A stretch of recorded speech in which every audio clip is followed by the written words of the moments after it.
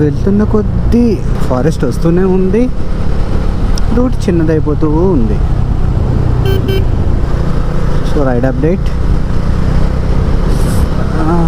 Time 10 to 5 అవుతుంది, 4:50. 4:49 అయింది.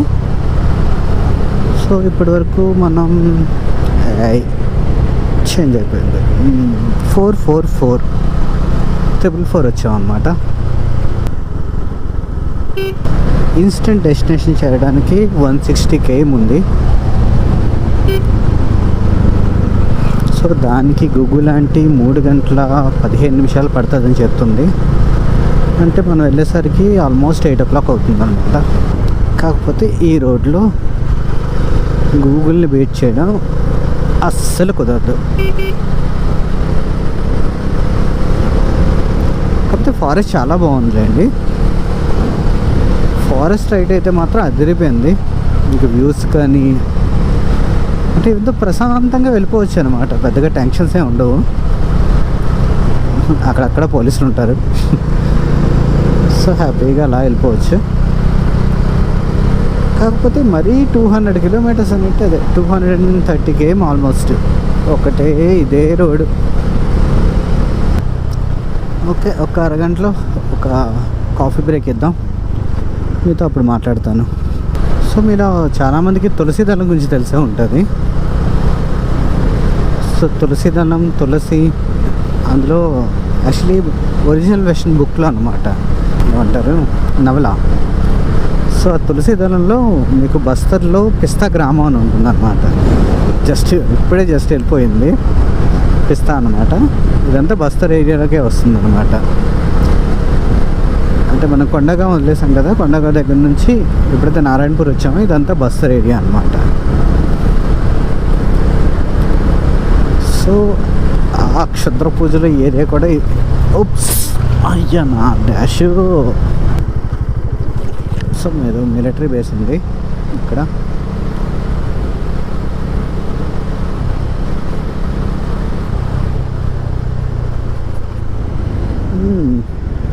ఒకటే లొకేషన్ చాలా బాగుంది.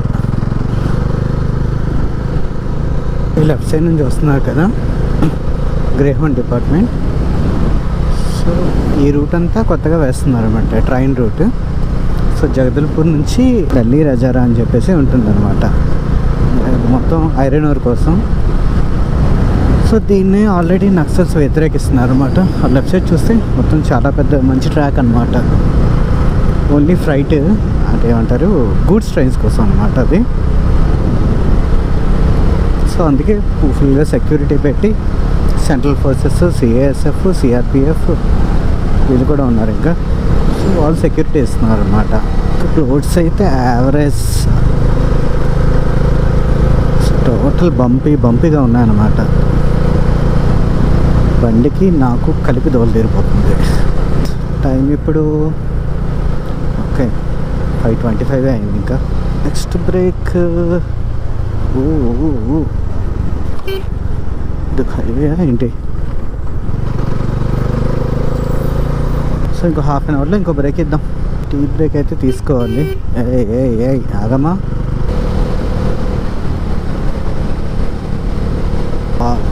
What is sunset. ఏదైనా ఫారెస్ట్ నుంచి సన్సెట్ చూస్తే ఆ ఫీల్ వేరేగా ఉంటుంది.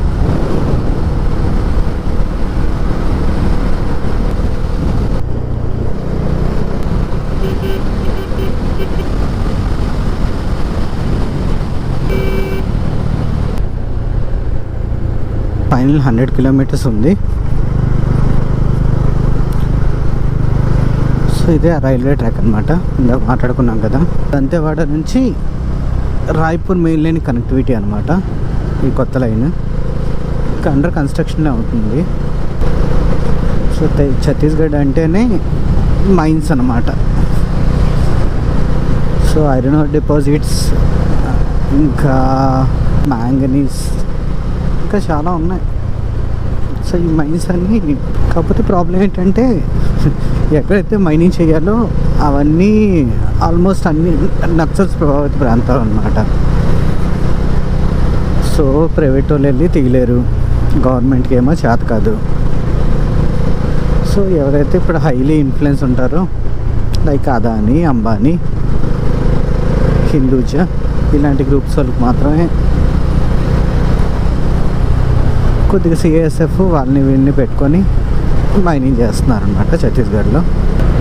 సో టైం 5:50 అవుతుంది, ఇంకా 89 km ఉందన్నమాట మన డెస్టినేషన్కి. సో లాస్ట్ 1 hour అయితే మా బుజ్జి డామినర్ని కుక్కను కొట్టాను అనమాట. ఇంకా సో ఆన్ యావరేజ్ ఒక 80-90 మెయింటైన్ చేశాను అనమాట. బాగుంది, కాకపోతే బ్యాక్ అయితే పచ్చడి అయిపోతుంది. సో ఇదే హిమాలయన్ కాదు కదా, సో బంప్స్ అయితే ఎక్కువ తీసుకోలేకపోతుంది. బట్ ఓకే, మరీ అంత వర్స్ట్ ఏం కాదు, కానీ కొద్దిగా సీట్ మోడిఫై చేసుకుంటే ఆ ప్రాబ్లం కూడా ఉండకపోవచ్చు. ఇంకా మొత్తానికి సినిమా అయిపోతున్న టైంలో, అంటే సూర్యుడు వెళ్ళిపోయే టైంకి 3 వచ్చిందనమాట. ఈరోజు మరీ లేజీ స్టార్ట్ అయిపోయింది. సో బ్యాడ్ స్టార్టింగ్, అందుకే ఇంత లేట్ అయింది.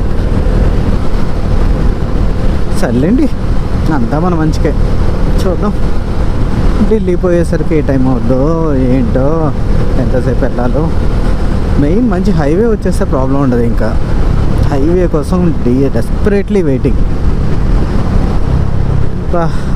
ఈ సింగిల్ రోడ్ మీద 500 km నడపాలంటే మామూలుగా ఉండదు అన్నమాట. ఇంకా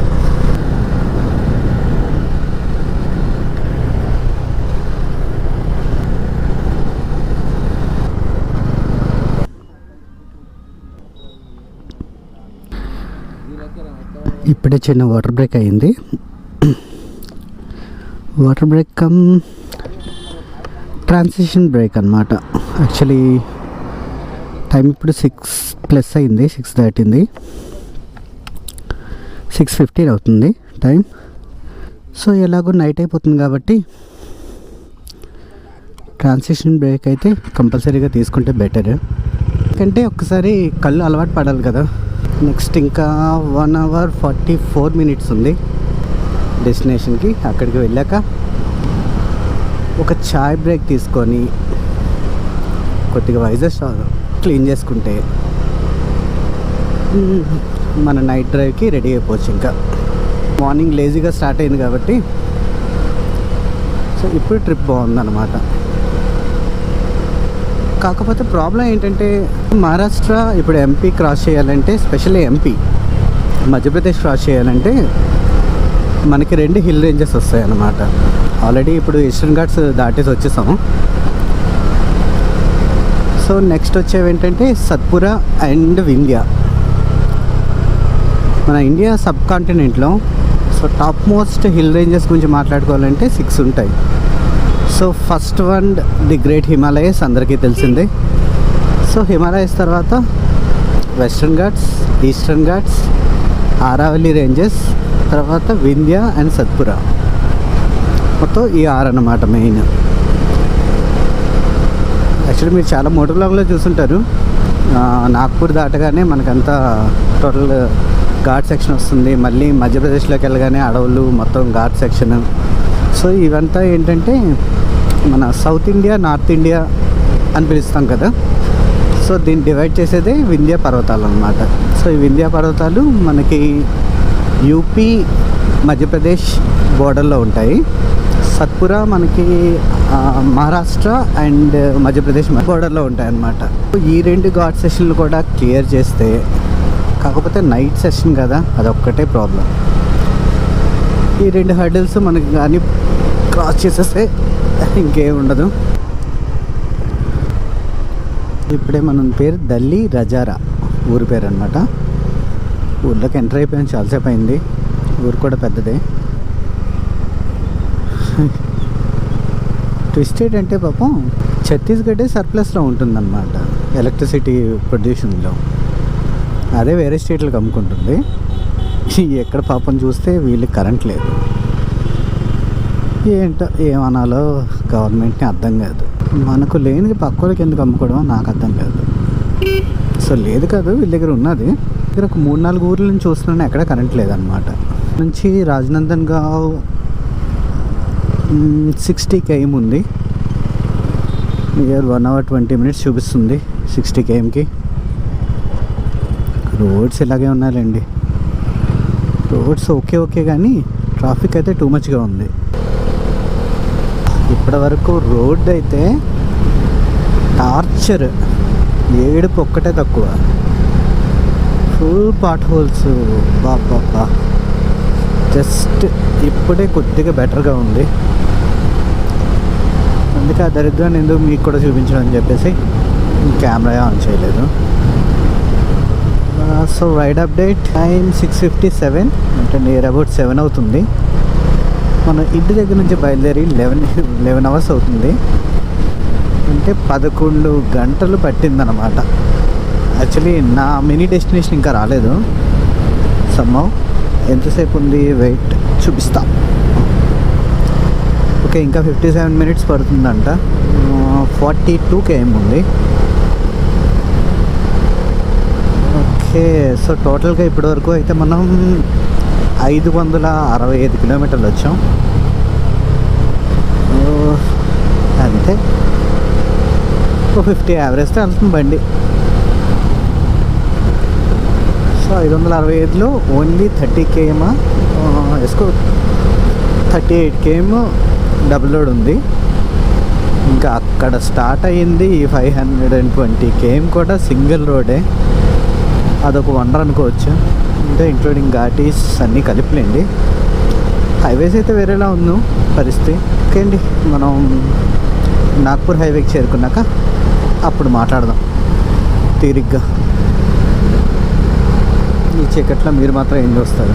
ఇప్పుడు మనం దౌండి లోహారా, పేరు వెరైటీగా ఉంది. సో అక్కడ ఉన్నాం అనమాట. సో ఇక్కడ నుంచి 36 km ఉంది రాజనందన్గావ్. జనరల్గా అంటారు కదా, అదే ఛత్తీస్గఢ్లో ఆర్టీసీ ఉండదు, అంటే చాలామందికి తెలిసే విషయం. అండ్ మధ్యప్రదేశ్, ఛత్తీస్గఢ్, జార్ఖండ్ ఈ మూడిట్లో కూడా మనకి ఆర్టీసీలు ఉంటాయి కదా, రోడ్ ట్రాన్స్పోర్ట్ కార్పొరేషన్స్. అవి ఇక్కడ ఉండవు అన్నమాట. ఎందుకు అంటే దానికి కొద్దిగా పెద్దదే ఉంది స్టోరీ. మళ్ళీ నేను షార్ట్గా చెప్పేస్తాను, ఓ 2-3 లైన్లో. సో బేసిక్గా ఛత్తీస్గఢ్ మనకి మధ్యప్రదేశ్ నుంచి విడిపోయింది అనమాట. బీహార్ నుంచి కొంత పార్ట్ ఏమో జార్ఖండ్ వచ్చేసింది.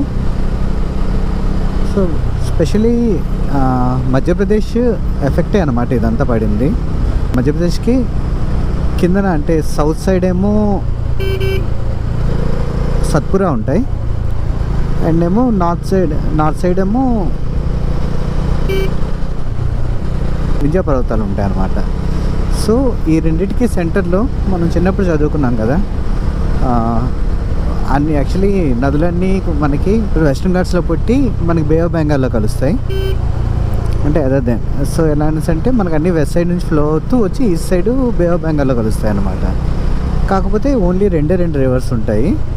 అంటే యాక్చువల్లీ 4 ఉన్నాయి రండి, బట్ 2 చిన్నప్పటి నుంచి పాఠాల్లో చెప్తారు. ఒకటి తప్తి రివర్ అనమాట, ఇంకోటి నర్మదా. సో బేసిక్గా ఏంటంటే మధ్యప్రదేశ్ సెంటర్ నుంచి Narmada వెళ్తుంటుంది, Narmada river.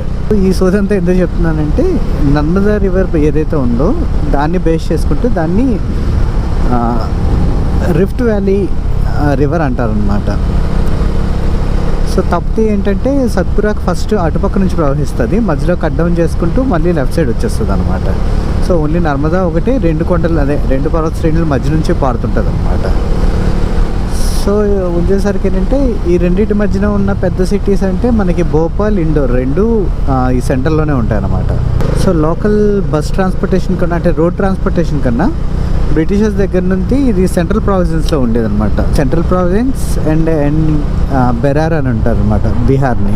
Central province plus Bihar అని ఉండేది. సో మ్యాక్సిమం ఈ ఏరియా అంతా ట్రైన్ కనెక్టివిటీ బాగుండేది అనమాట. బ్రిటిష్ టైంలోనే వేసేసారనమాట. ఇక్కడ ఏమైందంటే ఆ టైంలో రోడ్ రూట్లు కూడా కష్టమయ్యాయి అనమాట. అందుకని చెప్పేసి మొదటి నుంచి మధ్యప్రదేశ్ నెగ్లెక్ట్ చేసేసింది. చేసాకేమో ఇప్పుడు మొన్న మోడీ ఎలా అయితే మన రైతుల గురించి చెప్తున్నాడు కదా, సో ఓపెన్ మార్కెట్ చేద్దాం, ఎవరు కావాలంటే అలా చేసుకుంటారని. ఆ టైప్లో కాంగ్రెస్ ఫస్ట్ ఇక్కడ చెప్పింది అనమాట. సో ఓపెన్లో ఉంటుంది, ఎవరైనా బస్సులు తిప్పుకోవచ్చు, ఎవరైనా కూర్చొని సంపాదించవచ్చు. సో జనాలకి రేట్లు కూడా తక్కువే ఉంటాయి, ఎందుకంటే పోటీ పెరుగుతుంది కదా అని చెప్పింది అనమాట ఆ రోజుల్లో. అది తిరిగి ఎలా తగిలిందంటే, ఇప్పుడు ఉంది జనాలు ఉంటేనే కదా. యాక్చువల్లీ నీకు హిల్ ఏరియాస్లో అందరికీ తెలిసిందే ట్రాన్స్పోర్టేషన్ ఖర్చు ఎక్కువ అయిపోద్ది అనమాట. దానికి తగ్గ ఏమంటారు జనాలు కూడా ఇక్కడ ఉండరు. సో మ్యాక్సిమం ట్రైన్స్లోనే తిరుగుతారు అనమాట. అందులోని మీకు ఇక్కడికి వచ్చేసరికి మధ్యప్రదేశ్ డివిజన్ చాలా ఎక్కువ. కట్నీ దగ్గర నుంచి మనకి చాలా మంచి డివిజన్, జబల్పూర్ ఉంది, కట్నీ ఉంది, పక్కనే నాగ్పూర్ ఉంది, ఇంకా భోపాల్, హబీబ్గంజ్, ఇలా చాలా పెద్ద స్టేషన్స్ ఉన్నాయన్నమాట. ఓన్లీ రైల్వే డివిజన్స్ కూడా ఉన్నాయన్నమాట అక్కడ. ఉండేసరికి రైల్ కనెక్టివిటీ ఎక్కువ ఉండేసరికి ఇక్కడేమో ఎవరు నడిపినా సరే ఇంకా నష్టాలు వచ్చేసేవి. అందుకని చెప్పేసి మొత్తం తీసేశారనమాట. సో ప్రైవేట్ బస్సులు తిప్పడం మానేశారు. దాంతో వీళ్ళకి కష్టాలు ఇక. సో అలా చెప్పి గవర్నమెంట్ తప్పించుకుంది. మరి దాని నుంచి విడిపోయిన ఛత్తీస్గఢ్ వీలు పెట్టలేదు. అంటే ప్రైవేట్ ట్రావెల్స్ ఉంటే ఉంటాయి, లేకపోతే లేవు అన్నట్టు తిరుగుతాయి అన్నమాట. అది ప్రాబ్లం. ఫైనల్లీ మన మినీ డెస్టినేషన్కి అయితే దగ్గరలోకి వచ్చేసాం. దరిద్రమైన రోడ్ని లాస్ట్ టైం చూసుకుంటారని అలా ఆన్ చేశాను. సో ఎలాగా ఆన్ చేశాను కాబట్టి రైడ్ అప్డేట్ ఇచ్చేద్దాం. సో ఇప్పుడు టైం 7:25 అవుతుంది. ఛత్తీస్గఢ్లో రాజ్నందన్ గావ్కి ఒక ఎగ్జాక్ట్గా 4.5 km దూరంలో ఉన్నాం. ఇది హల్దీ అన్నమాట. హల్దీ అంటే పసుపు. ఇంతవరకు మనం ఎగ్జాక్ట్గా 602 km చేసాం. 560 కిలోమీటర్లు సింగిల్ లైన్. రికార్డులన్నీ బదులైపోయాయి సరే, నా రికార్డులు అండి. సరే అండి, నాగ్పూర్ హైవే ఎక్కాక మనం ఛాయ్ తాగుతూ మాట్లాడుకుందాం. అమ్మయ్యా, సో ఫైనల్లీ నాగ్పూర్ హైవేకి అయితే వచ్చేసాం. అయ్యా అయ్యా అయ్యా, ఎన్ని రోజులు అయిందయ్యా హైవే చూసి. అబ్బా, తిరుపతిలో వెంకన్న స్వామిని చూసినట్టుంది ఇలా చూస్తుంటే. Nice nice. ఇప్పుడు ఒక ఛాయ్ పడితే సో ఇప్పుడే నెక్స్ట్ డెస్టినేషన్ ఫిక్స్ చేసా. సో నెక్స్ట్ మనం సియోని వెళ్దాం. సియోని అంటే ఇప్పుడు NH53 కదా, NH53 నుంచి NH44 అనమాట. మన కాశ్మీర్ టు కన్యాకుమారి హైవేని పట్టుకుంటే. కాకపోతే చలి ఒక రేంజ్లో పెరిగిపోయింది ఒక్కసారి. ఇందాకటి వరకు బాగానే ఉంది కానీ టీ తాగితే కానీ తలనొప్పి తగ్గదు. Okay, ride update. టైం ఎగ్జాక్ట్గా 7:40 అవుతుంది. సో ఇప్పుడే మనం రాజ్నందన్ గావ్ ఇవన్నీ వెళ్ళిపోయిందిలేండి, చాలాసేపు అయింది వెళ్ళిపోయి. ఇప్పుడే బైపాస్లో అవన్నీ వదిలించుకొని NH53 మీదకి వచ్చాం. టీ తాగేకి మాట్లాడుకున్నాం, ప్రస్తుతానికి ఓపిక లేదు. ఏదేమైనా అబ్బా, ఈ హైవేని చూస్తుంటే కోట్లు ఇచ్చినా కొనుక్కోలేని ఆనందాల్లో ఇదొకటి. హే గైస్, సో ఇప్పుడు మనం ఎక్కడ అంటే ఇక్కడ సంవాట్ ఎగ్జాక్ట్ ఛత్తీస్గఢ్ అండ్ దాని పేరేంటి, ఛత్తీస్గఢ్ మహారాష్ట్ర బోర్డర్లో ఉన్నాము. So quick ride update. మనకి ఇప్పుడు sorry for the bad light. So 8:15 అవుతుంది, టైం 8:15 అవుతుంది. ఇప్పుడే మనం బోర్డర్కి చేరుకున్నాం. మన రైడ్లో ఇది 4th స్టేట్ అనమాట. ఒక్కసారి బండి పొజిషన్ ఇప్పుడే హెల్మెట్ క్లీన్ చేశాను, లేదనంటే ఒక రేంజ్లో ఉంది. సో ఇప్పుడే ఒక 15 minutes క్విక్ బ్రేక్ తీసుకున్నా. సో టైం 8:33 అయిపోతుంది. సో ఇక్కడ నుంచి నాగ్పూర్ 197, ముంబై 1003. చూడాలి ఇంకా ఎటు నుంచి అయితే అటు నుంచి వెళ్ళాలి. సో ఇప్పుడు మన టార్గెట్ NH44. కాకపోతే లోకల్స్ని అడిగాను, రోడ్ అయితే అంత సేఫ్ కాదు కానీ పర్వాలేదు అంటున్నాను. సో చూడాలి ఏం జరుగుతుందో, ఏం చేయాలో ఏం బుద్ధిగా అర్థం కావట్లేదు. రైట్. ఓకే గైస్, ప్రస్తుతానికి అయితే బండారా అని చెప్పి ఒకటి ఉంది, అదే నాగ్పూర్ ముందనమాట. సో అది కొద్దిగా పెద్ద ఊరే. సో దగ్గరలో ఉన్నాం మనం దానికి. సో కాకపోతే ఏంటంటే ఇప్పుడు నాగ్పూర్ నుంచి వెళ్దామా లేదంటే ఇక్కడ నుంచి వేరే ఘాట్ సెక్షన్ ఉంది. సో టైం 9:30 అవుతుంది. సో ఎటు వెళ్దామా ఏం చేద్దామా అని చెప్పి థింకింగ్. సో కనీసం టీ కూడా ఎక్కడ దొరకలేదు. చూద్దాం, కొంత బాగుంది అంటే. కాకపోతే ఏంటంటే ఇప్పుడు నాగ్పూర్ వెళ్ళానంటే నాకు ఆల్మోస్ట్ ఒక 150-170 km ఎక్స్ట్రా వస్తుంది. కాకపోతే రూట్ బాగుంటుంది. అది ఎక్కడంటే సియోని దగ్గర ఎక్కాలి. బట్ ఏంటంటే కంప్లీట్ సత్పురా ఘాట్ రేంజ్ అంతా ఎక్కాలన్నమాట. అదైనా పెద్ద ప్రాబ్లం లేదు, ఘాట్ సెక్షన్ కాదు. కానీ యాక్చువల్లీ సత్పురాలోనే మనకి టాప్ పీక్ ఉంటుందన్నమాట, ధూప్గఢ్ అని. సో దాని పక్క నుంచి ఆల్మోస్ట్ వెళ్తాం అనమాట, బాలాఘాట్ అని.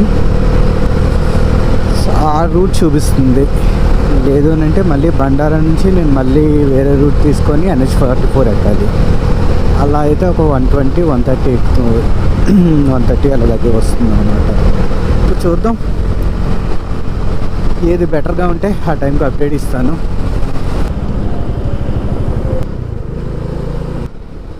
మొత్తానికి బోర్డర్కి అయితే చేరుకున్నాం.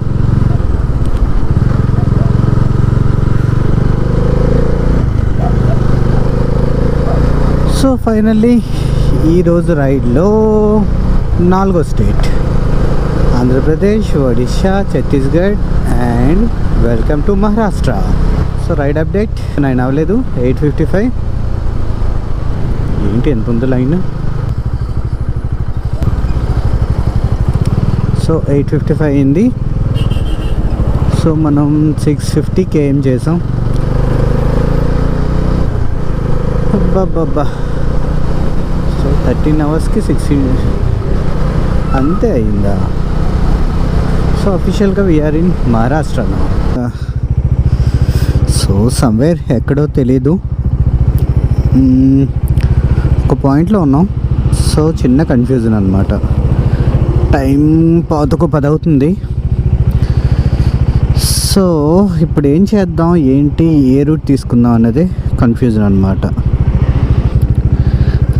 యాక్చువల్లీ సాగర్ సైడ్ వెళ్ళాలి. సాగర్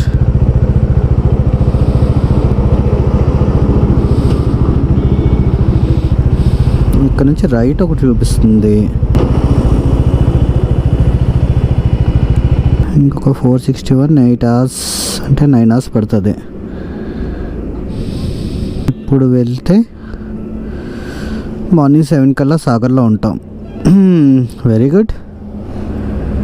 సరే అయితే ఈ రూటే తీసుకుందాం.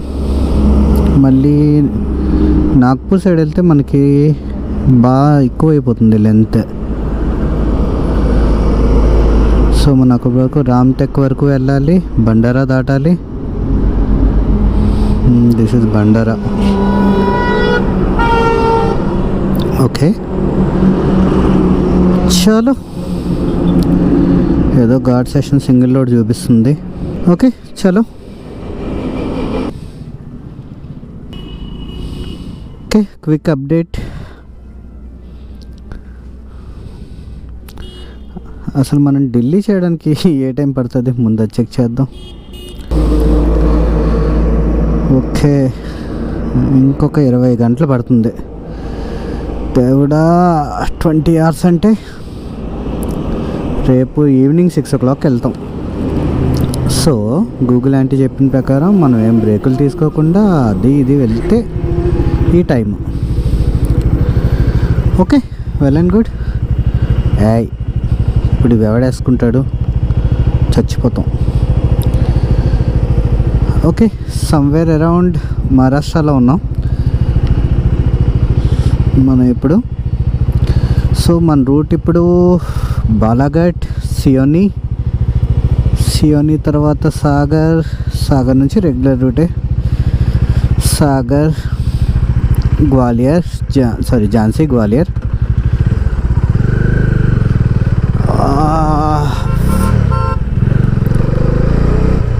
ఈ అమ్మ ఆ సింగిల్ రోడ్లు ఏమైనా అయితే రాత్రిపూట పరిస్థితి ఏంటి? సర్లే ఏం కాదులే, కొత్త బైకే కదా.